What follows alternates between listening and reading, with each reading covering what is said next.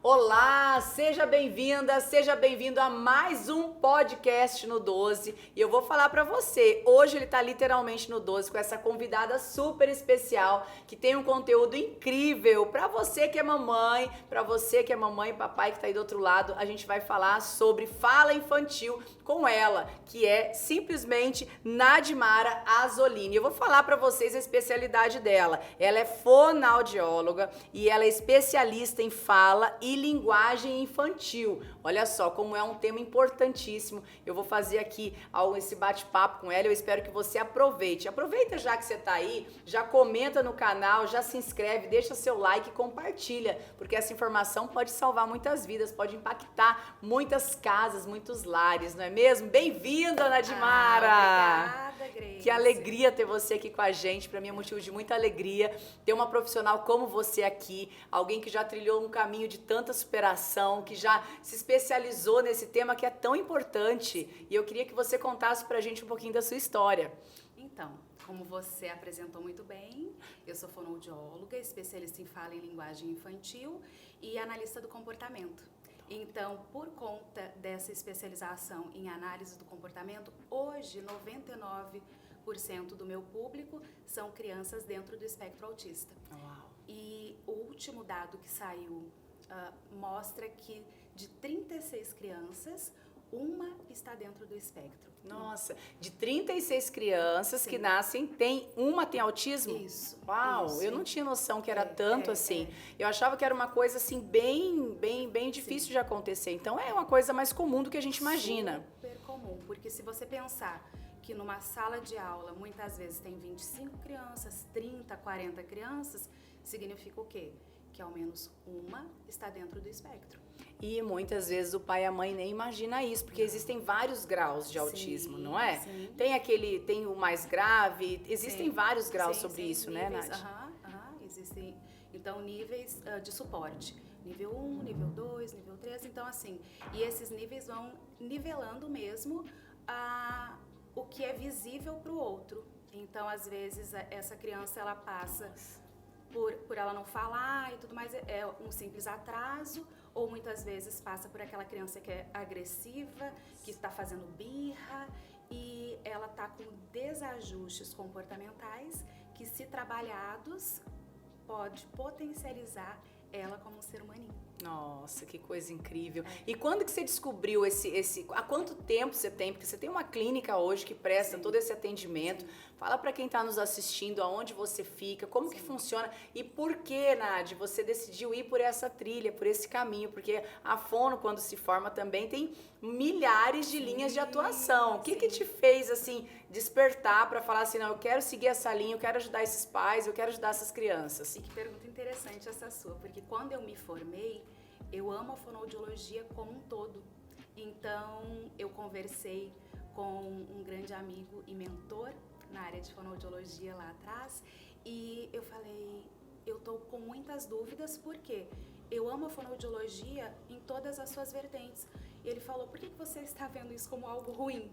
Uma vez que você pode experienciar as áreas e ver a que você mais se identifica. Eu falei, uau, é isso! Então, eu trilhei alguns caminhos antes, e quando eu fui para consultório, eu observei que uma das coisas que eu não trabalhava lá era com audição. Então, a minha primeira especialização lá, quase 2 décadas Quantos anos atrás, já você é formada? 16 anos. 16 anos, uau! Isso. Então, a minha primeira especialização lá atrás foi em audiologia.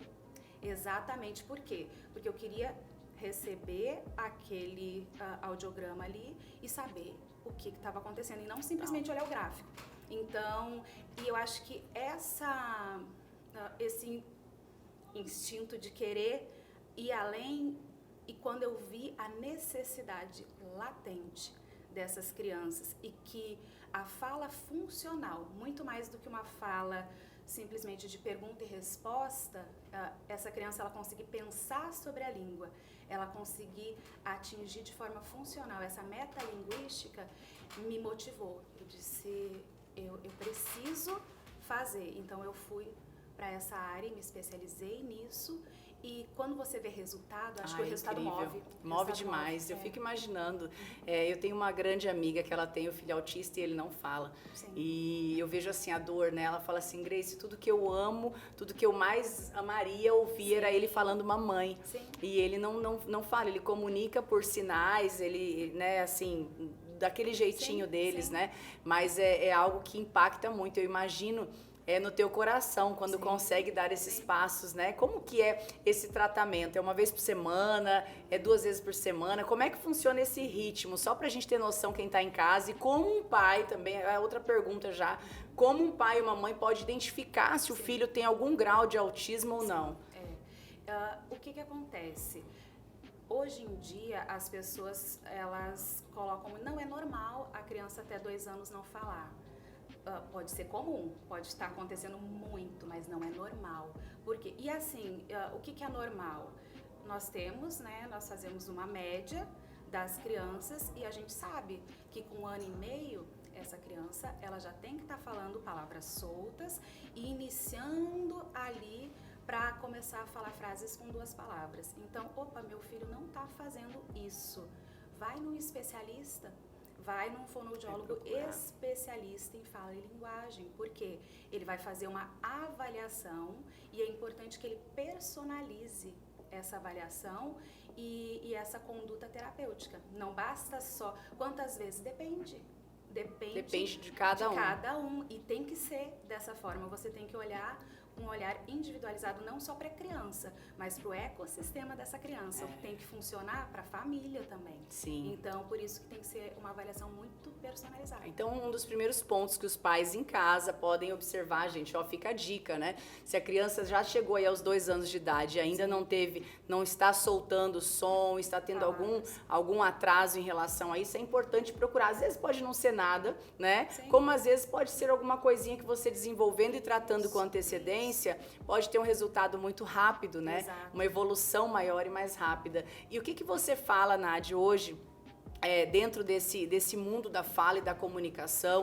né? A tua formação não é para atender só as crianças com autismo, é algo que você ama fazer e desenvolve isso com muita eficiência. Eu percebo que dentro desse ramo as pessoas não procuram muito, né? Sim. Não procuram muito cuidar da voz. Eu fui procurar há pouco tempo exercícios para voz, porque a gente acha assim que é igual a visão, né? Só a hora que para começa a embaçar que você fala assim, não, eu tenho que ir atrás para ver o que está acontecendo. E eu vejo a importância de cuidar da voz, não só para quem trabalha, mas é algo que as pessoas deveriam ter o hábito um pouquinho mais de cuidar antes, de avaliar esses aspectos, né? Porque é tão importante a comunicação, não é? Sim, e é o que você falou.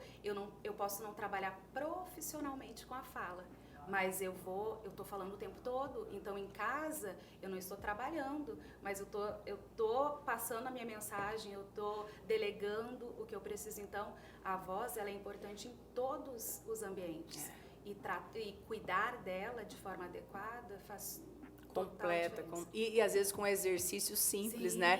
Que pode fazer para poder fortalecer, aquecimento. É um músculo como outro qualquer que as pessoas não trabalham. Trabalha o braço, trabalha um monte de coisa e não trabalha isso que é uma das coisas mais importantes da nossa vida, que é a comunicação, né? Nossa, mas eu tô muito feliz de você estar aqui hoje com a gente, compartilhando essas dicas incríveis. E o que você poderia falar para quem está em casa, Nath, sobre isso, sobre esse mundo dessa comunicação, dessa fala que é tão preciosa de cuidar? O que você compartilharia com as pessoas em casa para a gente finalizar o nosso podcast de hoje? Então, eu sou uma apaixonada, né, pela comunicação e a mensagem que eu passo é: não fique com dúvida. Está com dúvida, pergunte, mas pergunte para um profissional que seja capacitado, tá? Porque ele vai te passar as informações e é o que você falou. Pode não ser nada e ele vai te falar. Um profissional sério, ele não vai reter um paciente, ele quer te passar a informação adequada. Verdade. Então ele vai dizer você tem ou você não tem. Se você tem uma dificuldade, não adianta eu esconder isso e eu achar que eu não tenho. Se eu tenho uma dificuldade, o que eu tenho que fazer? Tenho que encarar e resolver. Exato. Exatamente. Então, é isso. É isso. Obrigada, Nadimara. Eu que agradeço. Gente, olha só. Então, você já sabe, né? curte, comenta e compartilha. E a gente vai colocar nos comentários também o canal da Nadimara, o Instagram dela, para vocês seguirem e compartilharem, porque informações como essa é muito importante. Obrigada, Nad. Eu que agradeço.